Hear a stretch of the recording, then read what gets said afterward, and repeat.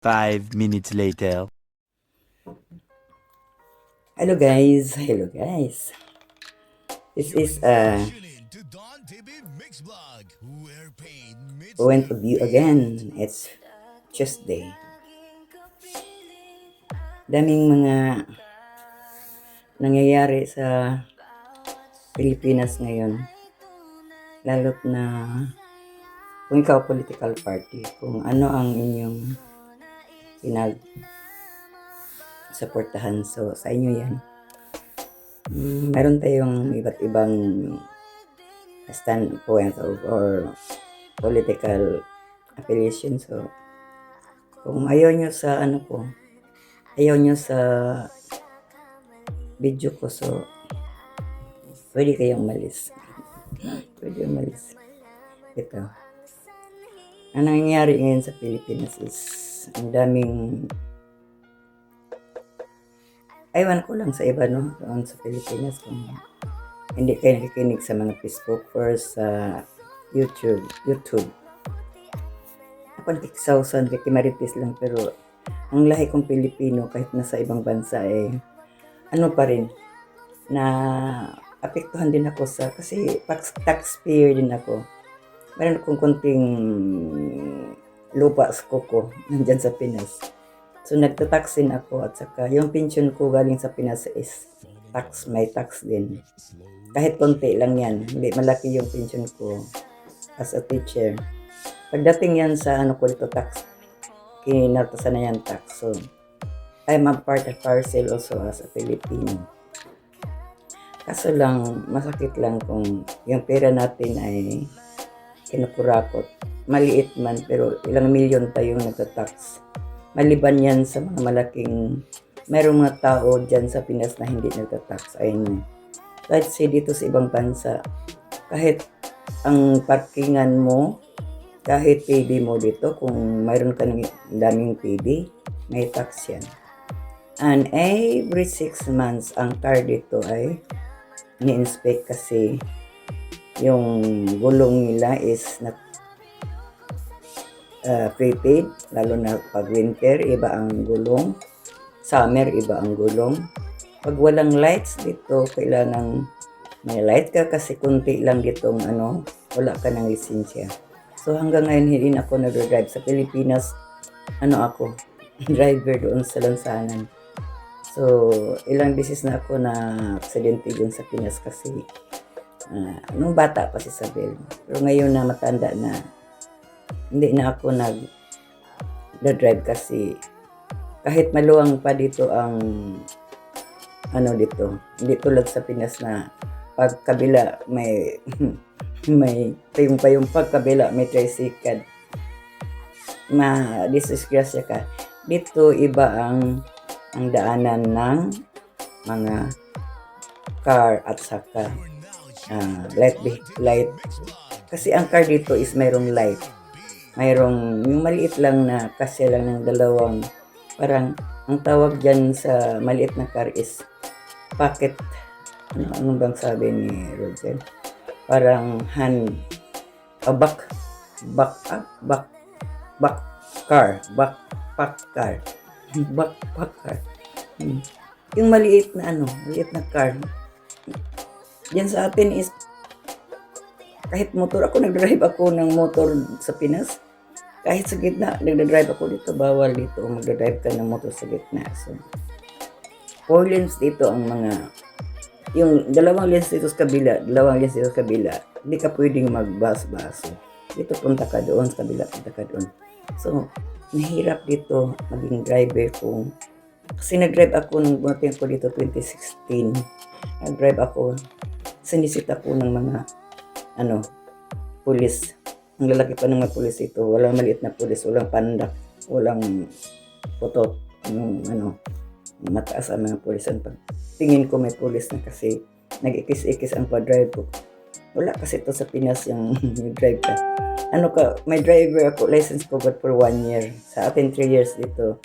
Binigyan lang ako ng 1 year. So next year na ako. Kung hindi na ako kumuha ng driver license. Mahirap dito kung kasala ka. At mahal na mahal ang driver license ito. Hindi basta lang pag drive mo dito is 2,000, ah, basta by hour ang bayad dito. So, kung hindi ka marunong it will takes kasi oras ang bayaran dito. Tapos, ang exam dito is to computer. So, yung iba, nagkuha ng driver license English. Kaibigan ko dito kumuha ng exam sa English. Pero sa edit ko ngayon, parang ayaw ko na mag-drive. Nabuti na lang nasa front seat. May driver na ko. So, yung mga ko dati na sabi ko kung mag-abroad ako or sabi ko, kunin mo yung car na pula. Pero yung car namin is gratis, means regalo ng kumpanya na pinagtrabahan ni Roger. Binigyan kami ng Volvo. Na Volvo. Kasi ang car dito is walang mga, yung mga patigasay dyan sa Pinas. May Ferrari dito. Alam niyo yung mga Corolla dito, yung mga old car is mahal na mahal ang mga old car dito. Ginagawang exhibit. Sa atin, tinapon. Sabi ng partner ko, nasaan yung kurando mo? Kung nandyan na, nagirahi. Sira na. So, at least na, naka-experience ako ng mayaman dati. Mayaman na may car na surplus from Korea. Ay, angging Bagyo. Kaya nakaingon ako nga naka-kurando ko. Hapit na matay akong anak ng tao. So, yun ang mga memories na hindi ko na malimutan. Kasi 2016, nagmating ako dito. Para akong hari sa sa amin sa Lanao del Norte, nag-drive ako ng GT. Wala akong tinatakutan dyan sa highway. Kaya pag crash ako na niligtas ako ng isang kasamahan kong kids, yun na yung pangalan ng ko, principal din. Nakras ako nung nag-drive, nakaligtas ako nasagasaan ko pala ang malaking dog. Pag ng dog, bumalik, so nag-reflexos sumimplang. Yun ang mga remembrance ko was when I was a driver. So, as a driver, need na dito ang ganda mag-drive. Walang mga car dito. Tulad sa atin na ang daming car. Kahit hindi niya lugar. Kasi dito bawal ka mag-park na walang park. Kahit hindi mo makita na walang, bawal yan. Hindi basta-basta sa atin. Kahit gusto lang mag-ihi. Kahit saan dito, hindi. Mayroong place para saan ka mag-ihi. Saan ka pupunta kung ka dyan. Mayroong park. Nakalagay park. At saka mga dito is mayroong mga number na ilan ang number na. Pag malapit ka ng school, may mga bahay, mayroon yung 20 ang takbo ng car. Para hindi ka makasagasa. So, very strict dito ang pag-drive. Kaya nga, sa edad kong ito, kung 50 lang ako, siguro mag-drive ako. Pero at 72 years, ang lahat ng tapang ko is na siguro kasi mahal din. Kasi when you drive dito, sa isang driving season, may kailangan kang mayroong driving lesson. Magdadrive ka dito with the LTO. Hindi dito mga kanya-kanya lang private institution. Ang dito is yung Lance Carry, yung authorized lang sa driving. It is government lahat dito. So, pag ka na sa driving, kasi kailangan kang matuto kang paano ka mag-drive. Yung pocket driving sa atin, hindi yung pocket, yung insert, yung ganito ang part, tapos mag-insert ka dito, mayroon yan, mayroon paakyat, limang story, kailangan kang marunong ka mag-akyat ito, nako. Kaya nga, ayaw ko na mag-drive, kailangan na lang akong nakaupo lang sa front seat, sa ganito lang yung buhay.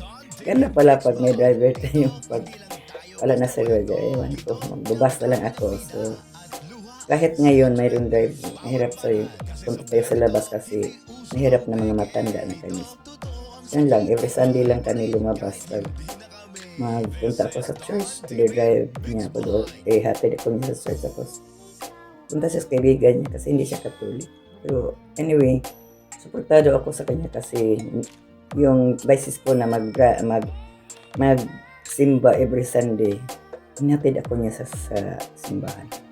So, ganun lang ang topic natin about sa driving session kasi gusto ko nga mag-drive pero mahirap. Ayaw ko na muna mag-drive ngayon. So, ganun lang. Bye-bye!